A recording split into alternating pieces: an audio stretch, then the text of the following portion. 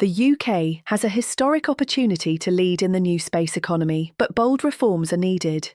Spitty Space proposes that all future grant opportunities be cancelled and replaced with the UK Space Agency taking equity in British space businesses, ensuring public investment builds lasting national wealth.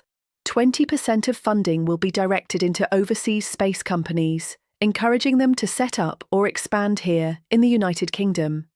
A new UK space exchange will revolutionise trade with a dedicated space currency, cutting through red tape and restrictions to make international investment seamless. The UK will position itself as the world's utility in space, supplying spacecraft with unlimited water, oxygen, and liquid CO2 for propulsion, enabling a sustainable, permanent presence in orbit. To achieve this, leadership must change. Civil service management has been too risk-averse for too long.